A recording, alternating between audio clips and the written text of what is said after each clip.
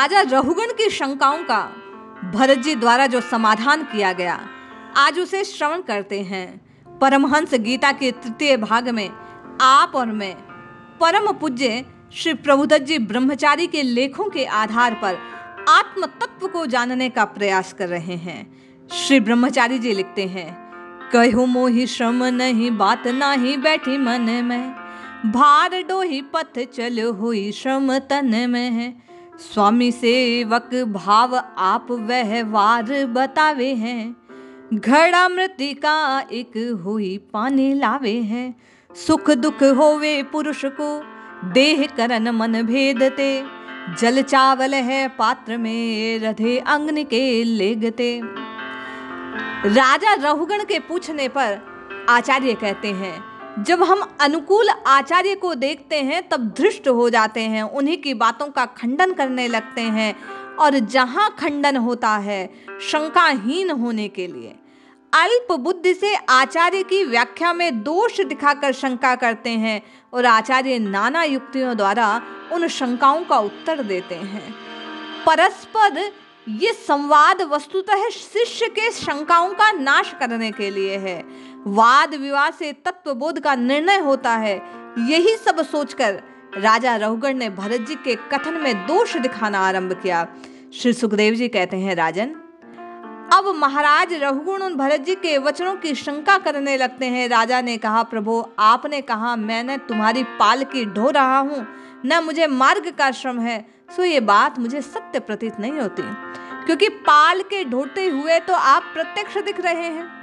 प्रत्यक्ष के सम्मुख तो अन्य प्रमाण की आवश्यकता नहीं।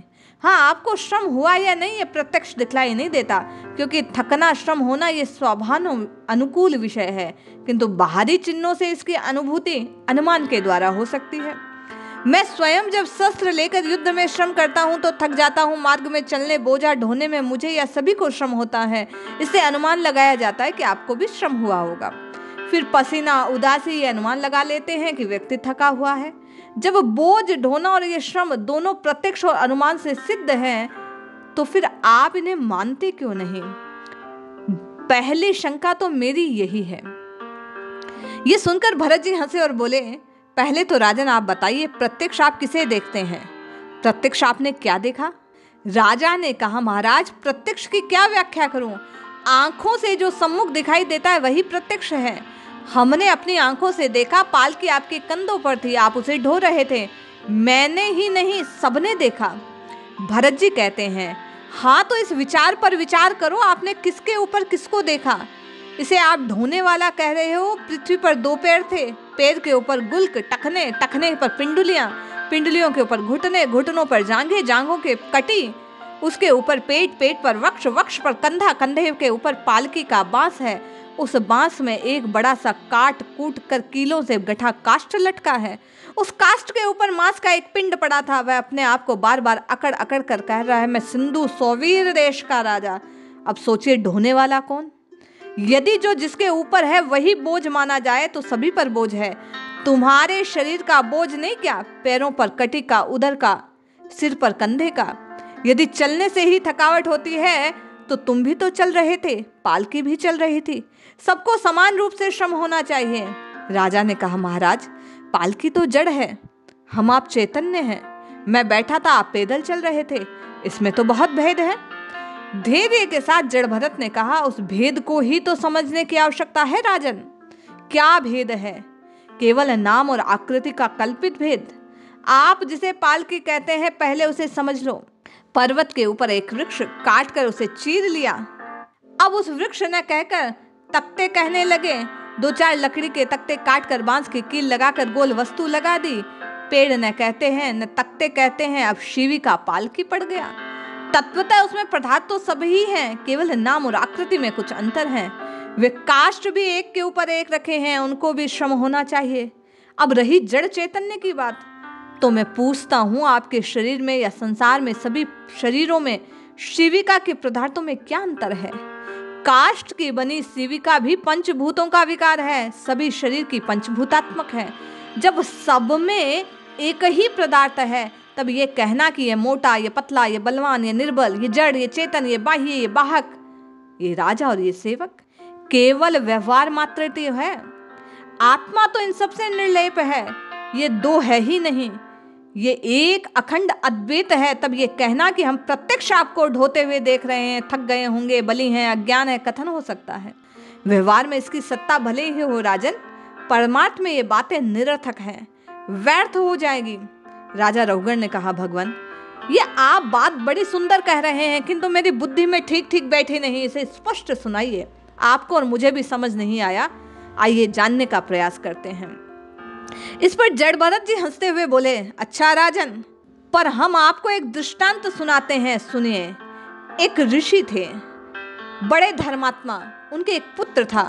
वे अपने पुत्र को बड़ा योग्य ज्ञानी बनाना चाहते थे, किंतु लाड प्यार के कारण पुत्र पिता से पढ़ नहीं सकता। ये सब सोच विचार कर ऋषि ने उन्हें अपने बड़े भाई के समीप भेज दिया। उनसे प्रार्थना की कि आप इसे सर्वथा योग्य बना दें, इसकी ब्रह्म ज्ञान में, वेदांत शास्त्र में पूर्ण निष्ठा करा दे। अपने भतीजे को शिष्य रूप में पाकर ऋषि बड़े प्रसन्न हुए। अपने छोटे भाई से कहा, भैया निश्चिंत रहो, मैं पूर्ण ज्ञानी बना दूंगा। इस पर भाई की चिंता दूर हुई जब ऋषि उन्हें इस जगत की अनित्यता वेदांत वाक्यों से समझाने लगे। चिरकाल तक वेद वेदांत पढ़ाते रहे। कुछ काल में समावर्तन संस्कार का समय आया। स्नातक होकर विवाह करके वे उन्हें शिष्य और भतीजे अपने घर चले गए। काम काज में फंस गए। उधर आचार्य ने सोचा, देखे चलकर उसे पूर्ण ज्ञान हुआ कि नहीं। प्राचीन ऋषियों की आयु हजारों वर्षों की होती थी। हजारों वर्ष बीत गए। आचार्य कुछ वृद्ध भी हो गए थे, बाल पक गए। शिष्य महोदय की तपस्या करते करते युवा हो गए थे। आचार्य अपने शिष्य के नगर में गए। राजन, ये तो आप जानते हैं कि राजधानियों में बड़े बड़े नगरों के चारों ओर परकोटे होते हैं, उनमें चारों ओर प्रधान द्वार होते हैं, लोग उन्हीं से जाते आते हैं। आचार्य ऋषि नगर के प्रधान द्वार से जाना चाहते थे। प्रहरियों ने उन्हें रोक लिया। उन्होंने पूछा, भाई क्यों नहीं जाने देते? प्रहरियों ने डांट कर कहा, महाराज की जब तक सवारी न निकल जाएगी तब तक बाहर का कोई भी आदमी भीतर नहीं जा सकता। ये सुनकर आचार्य मुनि ने द्वार के एक ओर बैठ गए। बहुत से लोग बाहर आकर बैठ गए। देवयोग से उनके भतीजे शिष्य अरण्यकी से कुशा और समधिया जो समधा है वो लेकर आए थे। उन्हें भी प्रहरियों ने रोक लिया। वे भी वहीं गट्ठर के साथ बैठ गए। राजा की सवारी निकलने की प्रतीक्षा करने लगे। आचार्य को पहचान गए। ये सोचा चेला है, किंतु चेला जी न पहचान सके। बहुत परिश्रम से धूप में लकड़ियां लाए थे। लाते लाते थक गए, बैठकर पसीना सुखा रहे थे। इतने में ही स्नेह खिसकते खिसकते आचार्य उनके पास पहुंच गए। इतने में बड़ी धूम से गाजे बाजे के साथ राजा की सवारी आ पहुंची। जैसे बूढ़े लोगों का स्वभाव वैसी सरलता से पूछा, क्यों जी, ये क्या प्रपंच है? उन मुनि ने सरलता से कहा, आज एक विशेष पर्व है, राजा की सवारी है। आचार्य बड़े प्रसन्न हुए, बोले, भैया मुझे बता दो राजा कौन है? आचार्य के आश्चर्य के पूछने पर शिष्य ने मुनि से कहा, अरे तुम इस देश के राजा को नहीं जानते? आचार्य ने कहा, कैसे जानूं भैया, तुम जनाओ तो जानूं। इन इतने लोगों में राजा कौन है मुझे कैसे पता लगता? युवक मुनि बूढ़े के इस अज्ञान पर हंसे और बोले, अरे बाबा जी, इतना भी आप नहीं जानते। ये जो सब हाथों में अस्त्र शस्त्र पैदल लेकर चल रहे हैं, ये तो सब राजा के प्रजाजन हैं। और ऊंचे से हाथी पर जो वस्त्राभूषणों से सुसज्जित है, वह जो छत्र चवर धारण किए हुए है, वह राजा है। सरलता से पूछा आचार्य ने, हाथी कौन, राजा कौन? इस प्रश्न से युवक मुनि पर खींच उठे। थके तो थे ही, अतः व्यंग्य के साथ बोले, मालूम होता है आप किसी पहाड़ की कंदरा से अभी निकल कर आए हैं। आप ये भी नहीं जानते हाथी कौन सा है? अरे जिस डील डोल वाले पशु पर बैठे हैं वह तो हाथी है, और उस पर जो सवार मनुष्य है वह राजा है। आचार्य ने उसी सरलता से पूछा, पशु कौन सा है और मनुष्य कौन सा है? अब तो युवक मुनि पर धैर्य का जो बांध था वो टूट गया। वे कोप की दृष्टि से मुनि को देखते हुए सोचने लगे, ये पागल तो नहीं, इसे पशु और मनुष्य में भेद का ज्ञान नहीं। फिर भी संभल कर बोले, बाबा जी क्यों कान खाते हो? कब से बकबक लगा रखी है? भांग तो नहीं पी रखी? अरे तुम्हें इतनी बुद्धि नहीं? पशु कौन, मनुष्य कौन? जिस पर चढ़े हैं वह पशु है, जो चढ़ा है वह मनुष्य है, नीचे वाला पशु है, ऊपर वाला मनुष्य है। बूढ़े ने फिर सरलता से पूछा, ऊपर क्या है और नीचे क्या? ऊपर कौन और नीचे कौन? अब तो युवक का क्रोध सीमा का अतिक्रमण कर गया। उछलकर छाती पर सवार हो गए। भूरी भूरी दाढ़ी को पकड़कर बोला, तब से बैठ के प्रश्न पूछ पूछ कर कान खा डाले। अब समझे, तुम नीचे मैं ऊपर। उसी सरलता से बूढ़े मुनि बोले, तुम कौन और मैं कौन? अब तो युवक का माथा ठनका। ये तो कोई ज्ञानी ऋषि है जिन्हें द्वैत की गंध भी नहीं।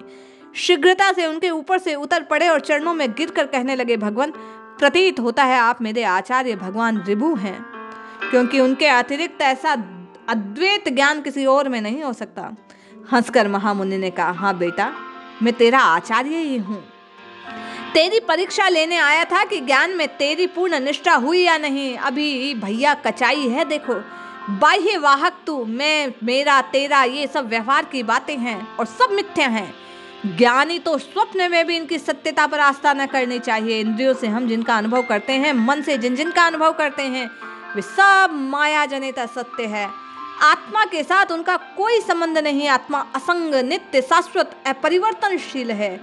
इतना उपदेश देकर भगवान ऋभु अपने शिष्य निषाद द्वारा पूजित और सुकृत होकर अपने आश्रम में चले गए। सो राजन, उत्तमता और अधमता, ऊंचा नीचा होना, ये आत्मा में संभव नहीं। ये सब चित्त के कल्पित विकार हैं। जब तक ये चित्त सतोगुण, रजोगुण, तमोगुण में व्याप्त रहता है, तब तक इंद्रियां, कर्मेंद्रियां सेवक बना के उनके द्वारा कार्य करता है। मन में भी कार्य करने की प्रेरणा पूर्व जन्म की वासनाओं के अनुसार होती है। पृथ्वी, जल, तेज, वायु, आकाश, 5 भूत, 10 ज्ञान और कर्मेंद्रिया, इस प्रकार स्वयं मन, इन सब 16 कलाओं से युक्त होकर गुण के प्रतीत विषय विकार वाला मन ही भिन्न भिन्न नामों से भिन्न भिन्न योनियों की असत कल्पना करके उनमें उत्तमता और अधमता का आरोप करता है।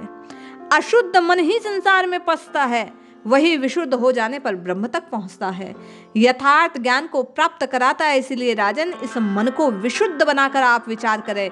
न बाह्य है, न बाहक है, न श्रम है, न आयस है, कोई गोलमाल नहीं है। श्री शुकदेव जी कहते हैं, राजन, परमहंस शिरोमणि अवधूत जड़ भरत की ऐसी गूढ़ तत्व ज्ञान की बातें सुनकर महाराज रघुगण कुछ काल तक विचार करते रहे। फिर आगे का प्रसंग चालू रखने के लिए वे भरत जी के कथन की दूसरी बातों पर शंका करने लगे। अब स्वामी सेवक भाव कैसे असत्य है, इसे समझने की बात आगे के पूछने पर उद्धत होगी। श्री ब्रह्मचारी जी लिखते हैं, कहे भरत सुन भूप, भूत निर्मित जग जानी है, भेद भाव कछु नाही ज्ञान ते निश्चय मानो है। शिव काहू है काष्ट काट पे ताहि बनावे, रूपांतर है जाए फिर नहीं पेर बतावे। यह विभिन्नता जगत में नाम रूप के भेदते, नहीं सत्य तो बात यह है, सभी एक है तत्वते।